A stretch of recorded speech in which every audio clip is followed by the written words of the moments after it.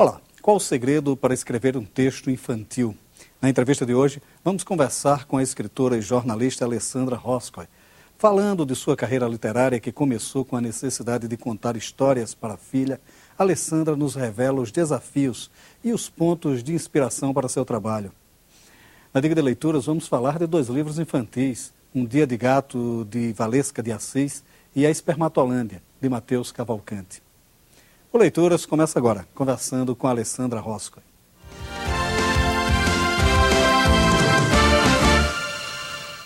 Alessandra, bom, escrever para criança é sempre um desafio meio complicado, porque você fica no limiar ali, meio para não subestimar a inteligência da criança, né? Querer falar como uma criança, que é outro problema, fica aquela linguagem meio tati-bitate, meio gaga. E também não criar um texto que, de certa forma, agrida a criança, né? Quer dizer, como é que você trabalha isso? Como é o seu trabalho como escritora de livros infantis? Eu acho que a literatura não tem idade, né, Maurício? As crianças não podem, então, assim, literatura para criança, muito se confunde, achar que é textinho, cheio de diminutivozinho, cheio de, isso é assim, não é assim. A criança, ela sabe pegar um livro e é claro que a linguagem visual é muito importante, então assim, eu acho que a grande diferença, né, da literatura infantil é que a literatura infantil vai junto com o processo da ilustração e é arte, né? Então, seja a arte da palavra, seja a arte da imagem.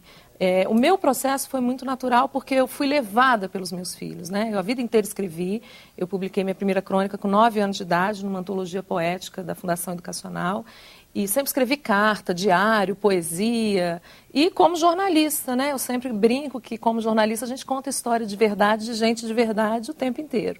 E a minha filha me pediu para contar uma história que fosse nossa. E junto com ela nós criamos A Menina que Pescava Estrelas, que depois ela ilustrou, que virou um desenho animado no cinema. E sempre as situações do meu dia a dia eu tento relatar. E aí eu não tenho assim um método, né? Não é bem intuitivo. E eu convivo muito com as crianças, então tem essa resposta. Por exemplo, a criança menor, ela se encanta pelo som da palavra, ela ainda não aprendeu a ler, mas ela gosta da narrativa, ela gosta de ouvir a história, ela gosta de pegar o livro e ver que aquela história é a história que alguém contou, né? Então, assim, meu filho começou assim, ele inventava as histórias do livro e contava da maneira dele. E eu fui percebendo que a criança menor gosta da rima, gosta do texto em verso, né? Então, a minha literatura foi caminhando junto com essa experiência de troca com as crianças. Agora, a troca familiar, tudo bem, né? Compreende-se ali até um certo momento, né? Mas isso, de certa forma, você perde, né? Porque as crianças crescem e tal, tem esse processo todo, né? Quer dizer, enfim. E aí, a continuidade desse trabalho? De certa forma, você acaba pegando um manancial aí de experiências. E como é que é retrabalhar isso também?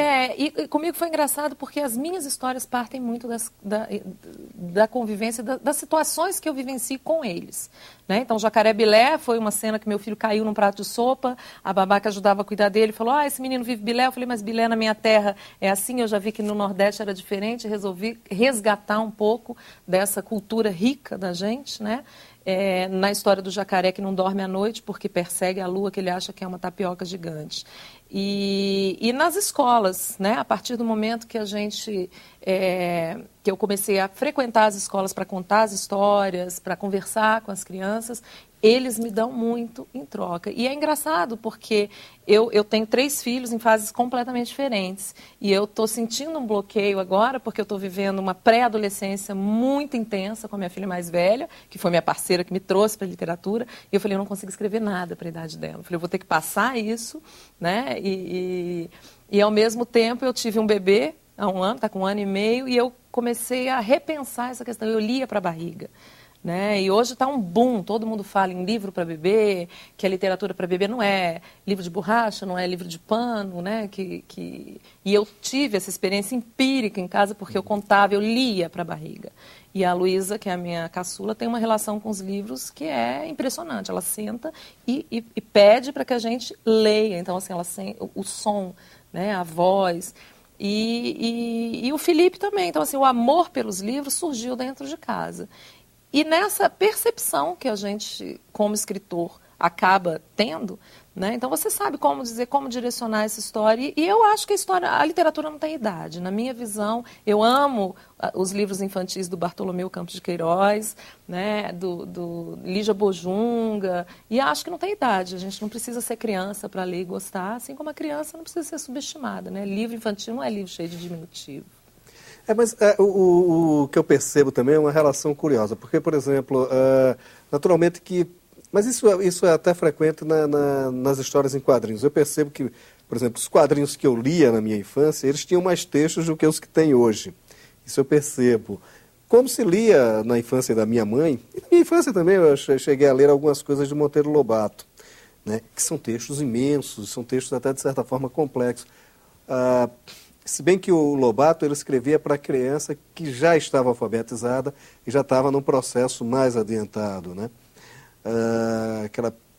Que na época dele eram as crianças ali entre 12 anos, por aí e tal. Então, quer dizer, como é que você sabe exatamente a dimensão do texto para essas crianças, né? Quer dizer, é esse tipo de percepção que deve ser interessante para o autor de livro infantil.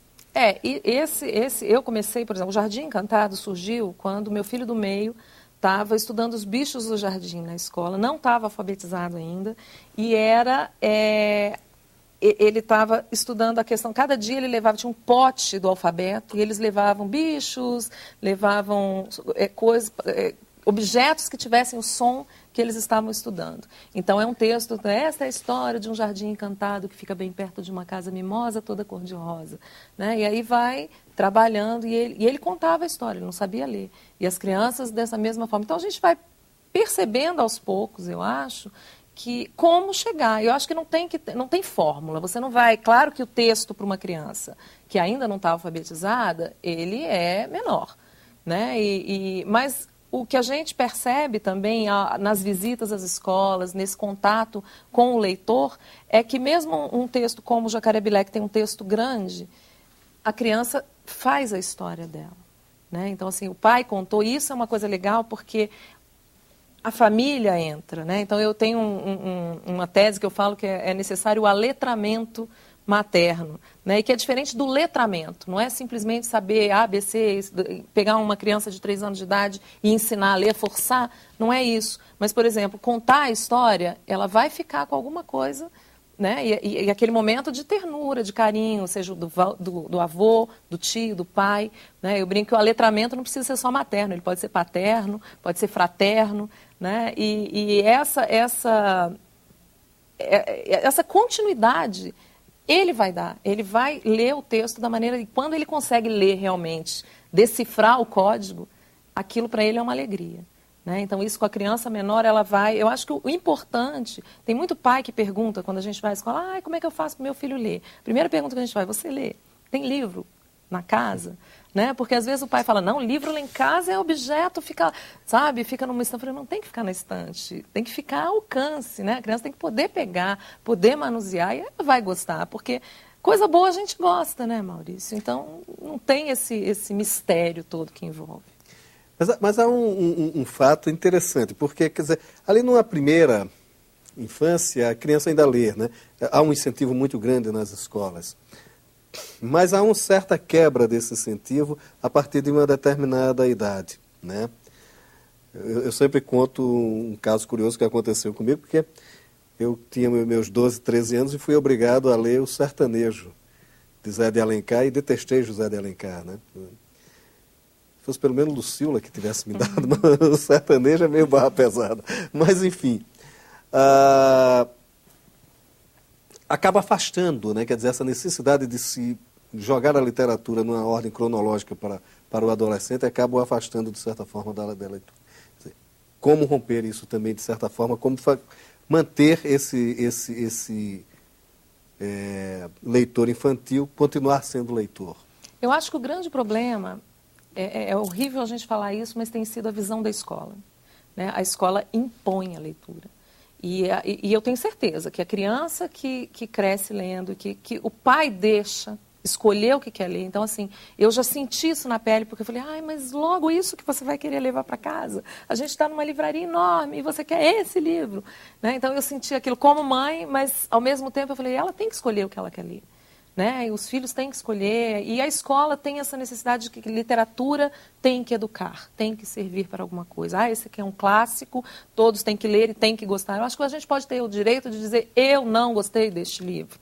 Né? E de falar assim, olha, foi chato, talvez com 20 anos eu tivesse uma outra relação com essa história que aos 15 eu não tenho. Né? E a mesma coisa, então, assim, eu acho que as pessoas têm que, mesmo na literatura infantil, há uma confusão de leitura literária com o tal do paradidático, do didático, né? Quer dizer, paradidático, isso não existe. Né? Ou é literatura ou é livro didático. Né? Então, isso foi uma forma que encontraram para tentar vender mais livro, né? E é uma balela. Então, assim, a escola faz um trabalho importantíssimo, a família faz um trabalho importantíssimo, mas a escola tem que desvincular essa questão de leitura para ensinar. Leitura foi feita para dar prazer. Ninguém vai ao cinema para preencher ficha cinematográfica do filme. Por que na escola tem que preencher ficha literária?